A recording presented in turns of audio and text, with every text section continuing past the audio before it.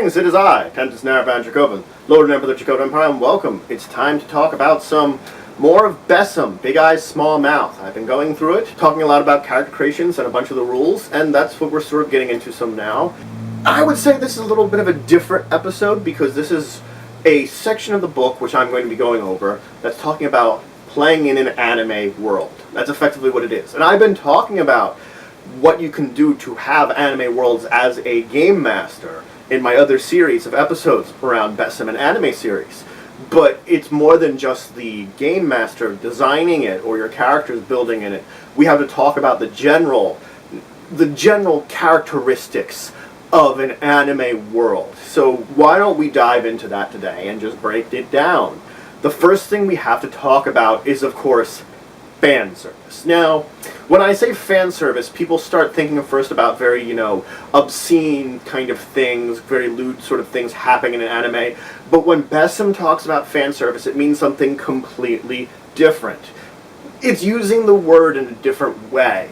It still is service to the fan, but not in the kind of way you think about when you hear the word fan service. When I'm talking about fan service in BESM, I'm talking about the backgrounds, the characters, and the plot events which reoccur constantly throughout a lot of animes. The basically ongoing themes in many animes. Things that occur very often and make things seem very anime. Things like your setting is, of course, Tokyo. That's an example of it. Or you could perhaps have, transformation scenes for someone, like if you have a magical girl or a Sentai team, they might have scenes showing them transform in a certain way. Or it could be something like people will dictate the name of their attacks when using it. These are things that make it feel like a more anime world when you bring them into your game. And the thing is, any of them you can bring in, but it's very highly recommended that you don't overuse anything. You don't want it to become cliche. You want it to be just in there enough to make your game feel a little bit more anime without overshadowing the fact that you are role-playing this game and you have your own characters in it. Of course, there's an entire list of different types of fan services that under this category of fan service in the book, and you can take a look at them and kind of get an idea of it. And what should happen is both you as a player or you as a game master should take a look at this list and sort of think about which ones you want to add into your game. It can be anything from like when you're doing some of this stuff in a custom game, or it could be one where you're doing it used in a certain anime world. You have to think of which ones are appropriate. And once you have which ones are appropriate, then you have to use them accordingly. As a player, you should sort of look at which ones your character might fit under or would act like, and you should let your game master know, because then your game master might not want to use it for some of his or her NPCs or certain things in the setting, just to make sure it doesn't hit that cliche level. Now, the book talks about something I did mention, Japan. Japan is a major setting for most animes. It really is. Or Japanese culture in general. There's a lot of times where it's either Japanese-centric or Japan-based in a lot of these anime settings. So you might have to worry about using that. And the book does tell a bit about Japan. It tells a little bit about Japan in general. It tells a little bit about Tokyo and gives some basic information of that. It tells you about the organizations in Japan, things like the government and the self-defense force. And it does tell you about some cultural points.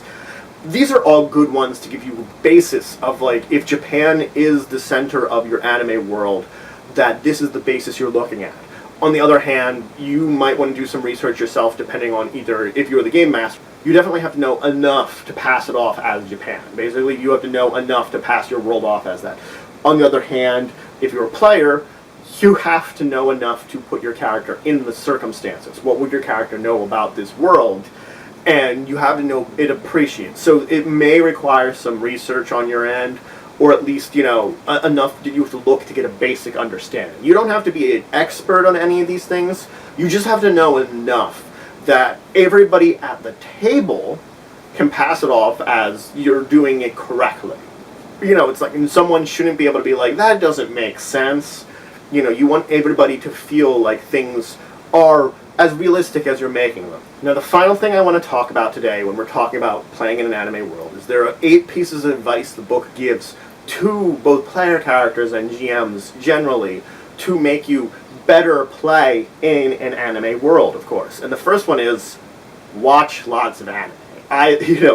It might be good to watch a series that something's based upon, especially if you're not following the plot very heavily. Your game master might say, like, watch the series. We're not following the plot of the series, so it doesn't matter. On the other hand, if your game master is following the plot pretty heavily, he or she might recommend an anime to watch that would be similar to it.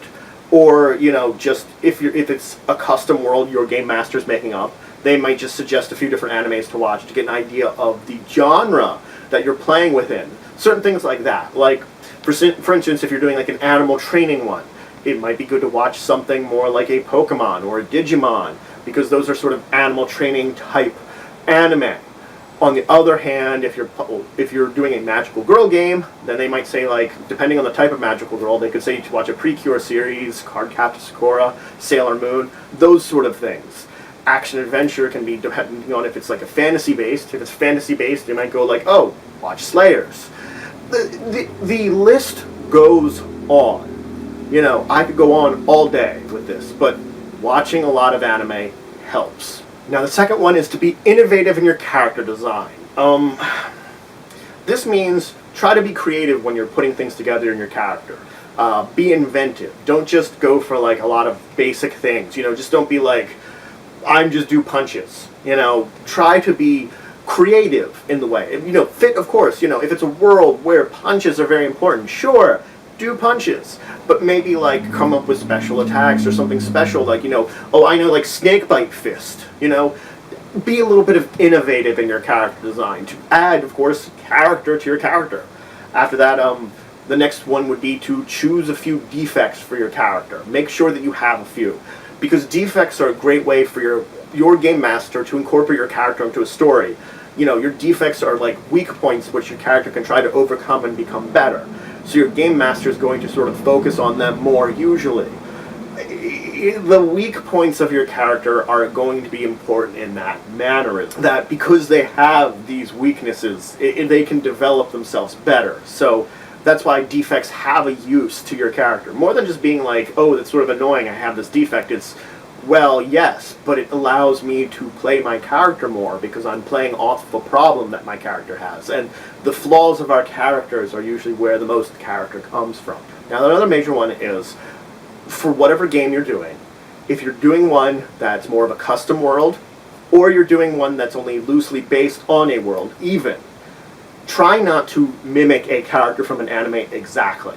You're going to want to make a character, you can make a character inspired by a character from an anime. You can very easily, and there's a lot of options for it, but don't try to copy it exactly. Now, granted, you could be playing in a specific world that's supposed to be set in a world. Like, for example, if I'm saying you're in Rama 1/2, and you're in that world, and you're playing around being the main characters, you're going to want to build the main characters. On the other hand, I could say this is a world inspired by Flame of Recca. I'm not saying that you're going to be characters from that anime, I'm saying it's a world inspired by it. So it's a world that maybe you're set in the same universe, but I don't want the main characters the same. You can build one inspired and sort of mimicking similar to one of the characters from that anime at that point in time. But don't try to mimic it exactly, because you want to do something on your own. Especially if I'm not saying, you have the, your game master will tell you if you have the option of playing a character from a world. But especially, this really holds true if someone's doing a custom game where they're making up their own story and stuff, then you don't want to bring in a character from that world. When it comes to mimicking or being inspired by a world, then it's more open, but again, it also will still depend on your game master. Now, the next one is, don't make a character that's going to want to be alone. It's a group-based game. You're not going to be the only player, and when you're playing a loner character, it makes it more difficult to play. Like, there's a time and a place to split the party, and it's not very often. That is a role-playing mantra that you always have to think on. When you split the party, it's going to be for more story-driven aspects rather than combat aspects, because the total compatibility of your team is based upon everybody being together. A loner character is more often to get into those troubling situations where they're off on their own. It also makes it difficult for interaction with other players. It causes problems that are unnecessary in a game when you're starting it. So stick with the simple of not being a loner character to begin with. You can be a character that maybe isn't antisocial, but try to be one that's like maybe you're just antisocial and you don't mind being with people. Then you're easily able to integrate with the team, which you're going to have, and work with them. Now, the next one is don't obsess over the rules. Now, that's one of those things, is the rules are very loose in this system, and it does give a good outline for everything, but don't obsess over them. If something comes up and you're wondering about it and your game master is going to do something, it's probably going to be for the best of the game.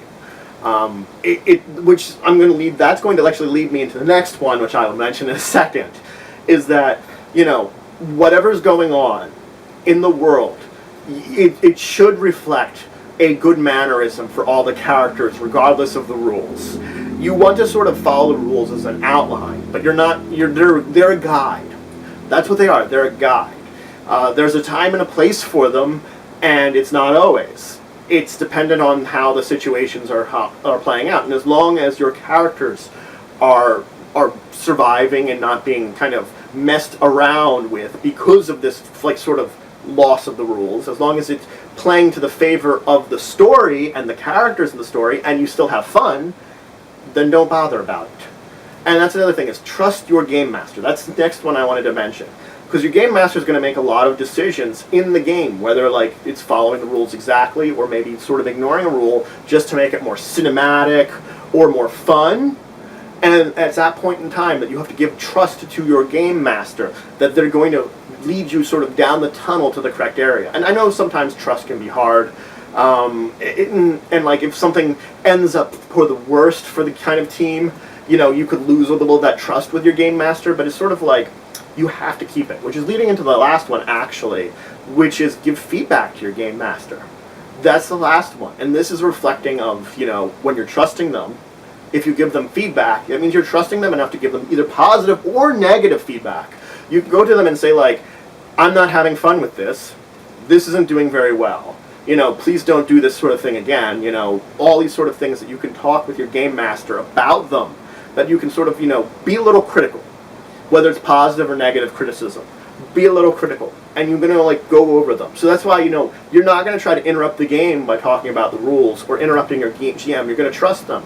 And if something should come up during that session, then it's afterwards that you can go to him and be critical of him about what was going on. And then your game master will have a chance to correct what's going on and to fix things.